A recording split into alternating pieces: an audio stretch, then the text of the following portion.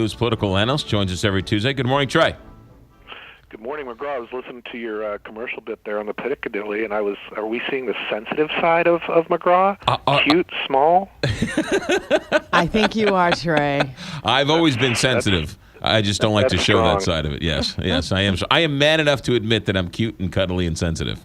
Let's talk a little politics, speaking of cute and cuddly. So the new reality is Republicans and Democrats actually have to work together, but it seems like they're doing everything in their power not to work together. Well, yeah, but I think that starts at the White House right now. I mean, listen, I said last Tuesday night on election night, this election certainly was not some mandate for the Republican Party, certainly not an endorsement of something the Republican Party was selling, because frankly, I don't think they had anything to sell. This was clearly a referendum on the president. I do not think that he's in any position to be sticking to some ideological play here or agenda, but it seems like he is. I mean, the words that are coming out of his mouth on immigration, saying that he's just going to try to ram an executive order through, and as opposed to bringing Congress down and trying to find maybe get some base hits, if you will, to use a baseball analogy, like you and I like to do on this show, and maybe get some small pieces of immigration reform done and get some momentum on it. And now we're also hearing that some very disturbing things about Obamacare from one of the architects of Obamacare, about how they tried to dupe the American people, that they weren't intentionally non-transparent, and that it essentially is a tax. They just didn't want it to be scored or categorized that way. So I think that we are seeing what we expected out of the White House post-election. Doesn't mean the Republicans still don't have a big burden on them to really move things and show some effectiveness. They do. But I do think we're going to see at least legislation move now in the Congress and get to the president. Whether he signs it or not is a different story. Here's what I don't understand about the president and this immigration thing. It seems like many people, including the U.S. Chamber of Commerce, that wants some type of immigration reform, change, something. And President Obama, instead of saying, I'm going to do this unilaterally, should sort of try and negotiate with the Congress and put it back on them, because Republicans certainly are not together on this. And politically, he should say, I'm ready and willing to work with the Congress, and then put it back on them. I don't understand his strategy here. Well, absolutely. I mean, and he's clearly not reading history. I mean, go back to 1996 when Bill Clinton got reelected, and he was essentially a lame duck president, as every president is after they get reelected. And he invited Newt Gingrich and the Republicans down and said, "All right, boys. Here's what we're going to do on balanced budget. Here's what we're going to do on welfare reform. Are you with me?" And let's find a path there and see what we need to do. He knew that he would ultimately get credit for it. And what happened? They passed both of those, and now he goes down, as probably one of the more effective presidents we've had in recent time, because they actually got something, pretty significant like that done. So yes, I think you're exactly right that you would think that's what he would do. You think that he would, almost call the Republicans' bluff to a certain degree. Right, and Clinton drove the Republicans crazy when he did that, because he stole their idea, or basically stole their thunder, and drove them crazy into the process. Absolutely. I was there at the time on the Hill, and it was exactly what happened.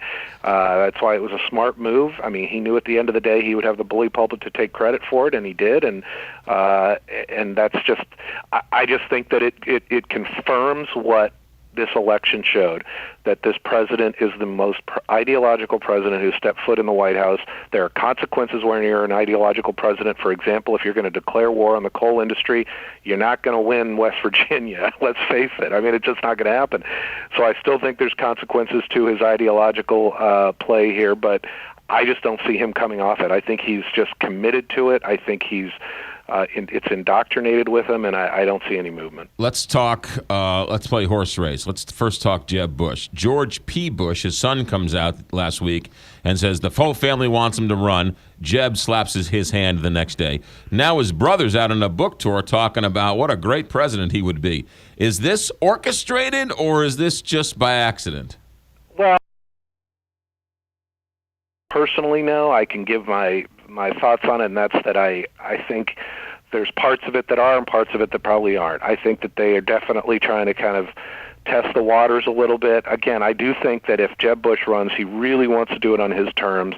I do think that this election the other day is significant for him because I do think that it makes him more interested in running because of kind of what the exit polls showed a lot, which was essentially, not that the American people were supporting some right-wing agenda, because they're not. It's that they just want some solutions here, and if he can take that momentum and basically tell the hardcore right wing, the socially conservative Republicans to go pound rocks, we need to win in a national election here, so let's stop talking about gay marriage and abortion and all these other issues the way we have, then I think he jumps in, and so I think that he is testing the waters on that. But I do think that there's some other very viable candidates out there. All right, with that being said, there's also a trial balloon that was put up by Romney's people saying they're trying to sweet talk him into running again.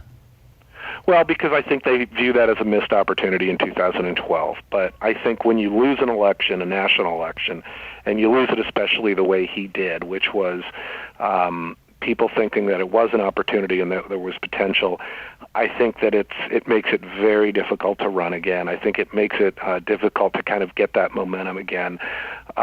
Yes, there have been candidates who have run again and run successfully, but I'm not sure that he's going to be the right one for it, just because of the times. I think that what really, some of these viable candidates you have to look at are some of these governors in states like Scott Walker and John Kasich, Scott Walker from Wisconsin, John Kasich from Ohio, who have been successful doing things in their states and are going to be able to talk about those things and really initiate a good debate.